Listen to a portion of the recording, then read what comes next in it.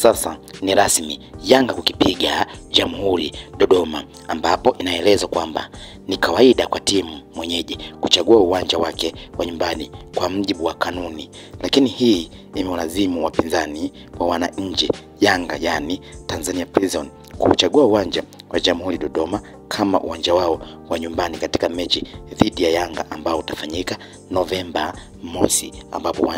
mchezo huo utakutanisha baina ya Tanzania Prison wakiwa kama wenyeji na Yanga kama akiwa mgeni. Kwa mujibu wa takwimu, Prison hajawahi kushinda dhidi ya Yanga katika historia yao ya ligi kuu, huku Yanga ikishinda karibia kila mchezo kati yao.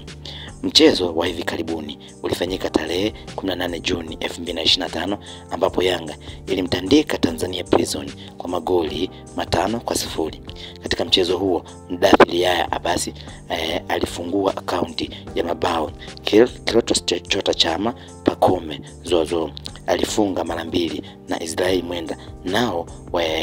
wakiongeza mabao mengine. Ushindi huu uliendelea kuthibitisha nguvu na ubora wa kikosi cha Yanga katika mechi za nyumbani na ugenini. Kama hesabu, Tanzania Prison imekuwa ikifunga wastani wa mabao 0.52 kwa mchezo dhidi ya Yanga, huku Yanga ikifunga wastani wa mabao 2.15, ambapo aidha Yanga imekuwa ikiruhusu mabao machache sana inapokutana na Tanzania Prison. Hali hii inaonyesha utofauti mkubwa wa ubora kati ya timu hizi mbili, huku Yanga ikionekana kuwa na ubabe wa kudumu mbele ya Tanzania Prison, ambapo sasa basi baada ya uwanja wa CCM Sokoine Mbeya kuweza kufungiwa, basi klabu ya Tanzania Prison imeweza kuchagua uwanja wa Jamhuri Dodoma kama uwanja wa nyumbani katika mechi ambayo itakutanisha klabu ya Tanzania Prison na Yanga, na huku ikielezwa kwamba Tanzania Prison hajawahi kushinda mechi yoyote dhidi ya Yanga anapokutana, huku ikiwa amepoteza mechi nyingi zaidi kuliko zile alizoshinda. Hivyo mechi hiyo ambayo itapigwa